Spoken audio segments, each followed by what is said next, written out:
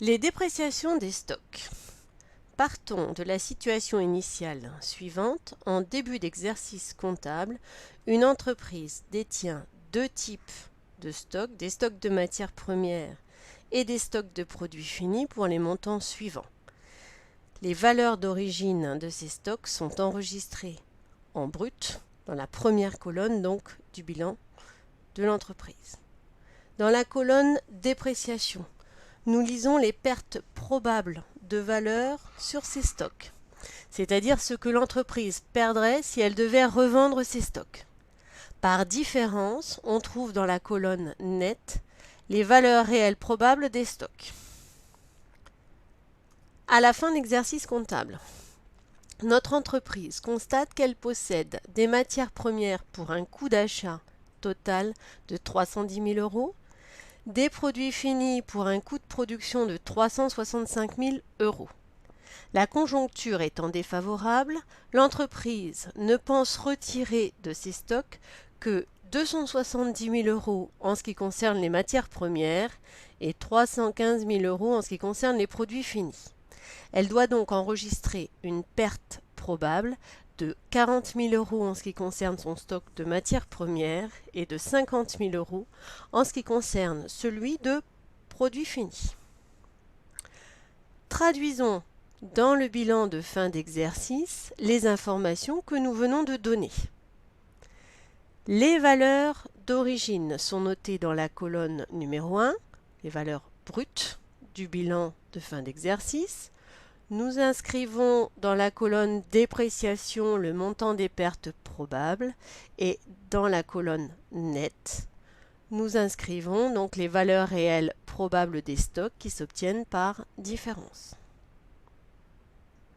La question est désormais comment passer de la situation initiale à la situation finale. La solution qui va être retenue est très simple. Nous allons annuler toutes les situations initiales, enregistrer toutes les situations finales, très peu de calcul avec cette méthode. Allons-y. Donc, quelles sont les deux étapes pour bien réaliser les dépréciations des stocks? D'abord, un travail préparatoire de calcul de la perte probable de valeur. Donc, pour chaque type de stock, nous devons déterminer la valeur d'origine, la valeur probable.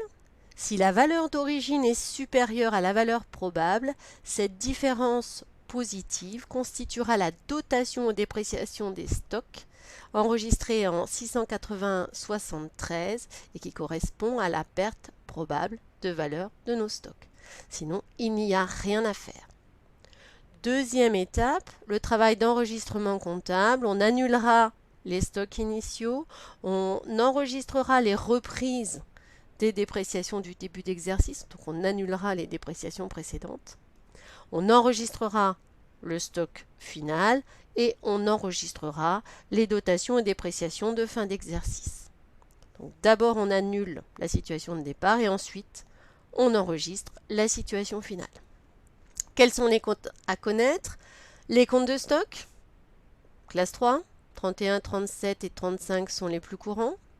Les comptes de dépréciation des stocks, ce sont les mêmes que précédemment mais avec un 9 en deuxième position. Et les comptes associés, les comptes variation de stock, on distingue les comptes 63 qui sont des comptes donc on va trouver du côté des charges et les comptes 713 que l'on trouvera du côté des produits. Ces comptes fonctionnent exactement de la même manière.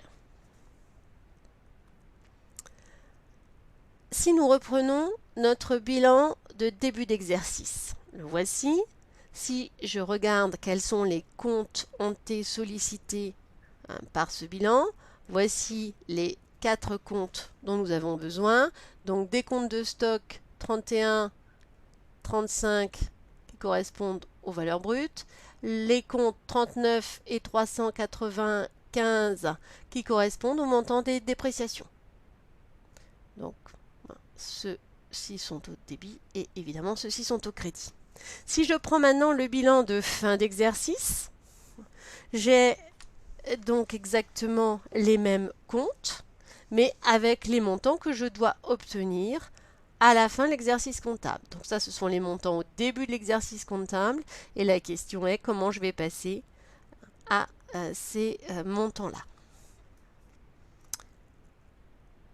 Nous aurons besoin pour cela de nouveaux comptes que voici.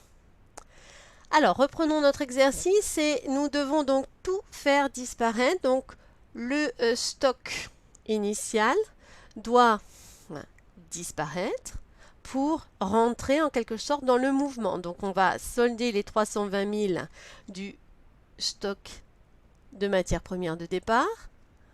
Et pour le faire rentrer, entre guillemets, dans le mouvement, nous allons nous acheter, entre guillemets, nos stocks en débitant le compte 6031, variation de stock de matières premières pour le montant du stock initial. Nous devons, à la fin de l'exercice comptable, trouver 310 000 euros de matières premières en stock. Donc pour avoir ces 310 000, il va falloir ressortir du mouvement 310 000 euros de matières premières. En ce qui concerne maintenant les dépréciations, nous devons annuler la dépréciation initiale, donc nous devons la reprendre, d'où le compte de reprise sur dépréciation des stocks que l'on doit créer pour cette écriture. Donc ça à ça. À la fin de l'exercice comptable, nous avons une dépréciation de 40 000 euros à enregistrer. Donc, on doit se retrouver avec 40 000 euros au crédit du compte 391. Pour cela, nous allons utiliser le compte 681,73, dotation pour dépréciation des stocks, pour donc les 40 000 en question.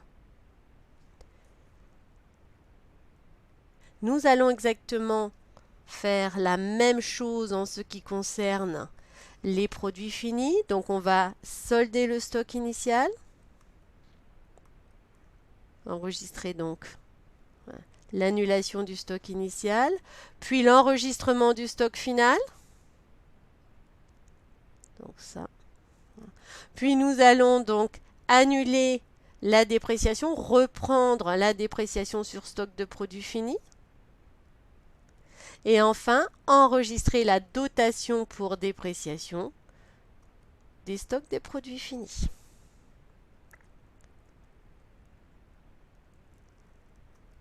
Nous calculerons les soldes des comptes de variation de stock. Donc on obtient pour le compte 6031 un solde débiteur de 10 000 et pour le compte 71 355 un solde débiteur de 85 000 euros. Plaçons ces informations dans les documents de synthèse. Les comptes de bilan 31, 391, 395 et 355 sont déjà inscrits ici dans le bilan de fin d'exercice. Ce sont les comptes de gestion que nous devons donc noter dans le compte de résultat. Le compte 681,73, dotation pour dépréciation des stocks, va être noté ici en GC pour le montant total donc des 90 000 de dotation que nous avons effectué durant l'année N. Le compte de reprise sur dépréciation des stocks qui s'élève à 35 000 euros va être noté donc dans la partie produits d'exploitation en FP, reprise sur amortissement, dépréciation et provision ici. Il nous faut maintenant noter la variation de stock de matières premières. Donc ici j'analyse bien la structure de ce compte. Il présente un solde débiteur. C'est un compte de charge. Donc on va l'inscrire avec un signe plus, plus 10 000 de variation de stock.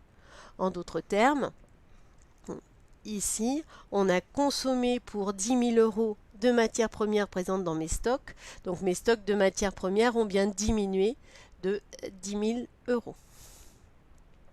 En ce qui concerne les variations de stock de produits finis, il présente un solde débiteur, mais attention, c'est un solde qui va être inscrit du côté des crédits. Donc on fera bien attention ici à noter cette variation de stock avec le signe moins dans la case FM, production stockée. Voilà, les documents de synthèse sont complétés. Si nous récapitulons, donc on a des stocks initiaux à annuler et des stocks finaux à enregistrer. On va annuler le stock initial et annuler les dépréciations sur le stock initial. Et on enregistrera le stock final et on enregistrera les dépréciations sur le stock final. L'annulation du stock initial, voici les deux catégories de comptes dont on a besoin. Donc les comptes de classe 6 ou 7, donc 6031 ou 7135 et les comptes de stock. Voici l'écriture type. L'annulation des dépréciations sur stock initial des comptes de dépréciation de stock et le compte de reprise sur dépréciation. Voici l'écriture classique au journal. En ce qui concerne l'enregistrement du stock final, nous avons les mêmes comptes que pour l'annulation du stock initial, mais à l'inverse. Débit, crédit et débit. Donc voici l'écriture type du journal. En ce qui concerne donc l'enregistrement des dépréciations sur stock final, c'est le compte donc 681,73 dotation pour dépréciation des stocks qui va nous servir. Et là, nous retrouvons le même compte 39, donc dépréciation des stocks. L'écriture type au journal est ici. Voilà. Merci. À bientôt.